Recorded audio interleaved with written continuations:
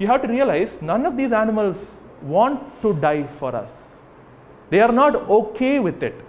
You might say, okay, bro, that's a chicken. Chicken means leg piece. Bro, that's a sheep. Ba, ba, black sheep, have you any wool? Sheep gives us wool. And this is a cow. She's a milk machine. I see buffalo, I see a briefcase, I see a pair of shoes. She's leather. Now you might feel that way. But the only question is, do they feel that same way? That's all I'm asking you. The answer is no.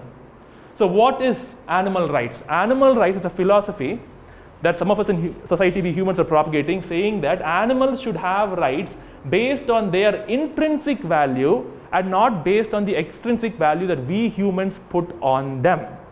Make sense so far? Everyone's following me? Now, let's look at this first word here, speciesism. This word is very similar to other forms of discrimination you might have heard of. Sexism, racism, casteism. You all have heard of these words? What do these words mean? To discriminate someone based on gender, based on their ethnicity, based on the caste they were born into. These are all the forms of discrimination. What is speciesism? It's a form of discrimination where we look at someone who is not a human and say, since you are not human, your life has no value. Now, before we think about that, I want to ask you, if we know there is a man who is a misogynist, you know what a misogynist means? He's a sexist person. Do you think this person should decide what rights women should and should not have? Should a misogynist be given the right to decide that? You think so? No. Because he is a, how can of all people in society, if anything, women should say what rights they need and did not need. It cannot be decided by a man, and that too a man who is clearly known to be a misogynist. Similarly, can a person of one race who is clearly a racist or a casteist decide what should be the fundamental rights of someone who belongs to a caste or a race that they discriminate against? No, because this person, when a man is trying to decide women's rights, he will only push his extrinsic value of women onto the women. If a racist is deciding what rights others should have, he will only push his racist mindset onto other people. So you agree that these people should not decide the rights of those people. So far you agree with me? Then the only question I have to ask you is, by this logic, don't you think that those who eat chicken or those who eat any kinds of animals or those who drink milk or wear animal skin should also not decide what the rights of these animals are, logically speaking?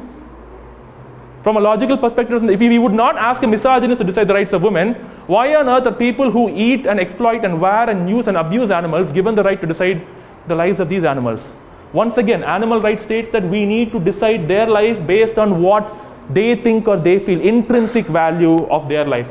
Second word here, commodify. What does this word mean?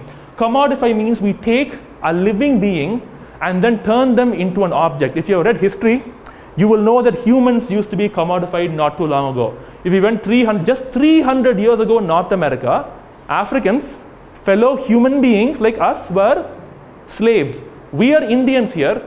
Our ancestors lived under the East India Company. We Indians were slaves. We were commodities. People were being packed up, put onto ships and being sent to Madagascar, being sent to Malaysia, being sent to Maldives as what? Plantation workers. As slaves, they had no say in it. Why? Because they are commodities. Commodity means an object. Once you turn a living being into an object, you can do whatever you want with them without thinking what they feel about it. So, if you're not aware, human beings who are taken as slaves, you know what they'll do to them?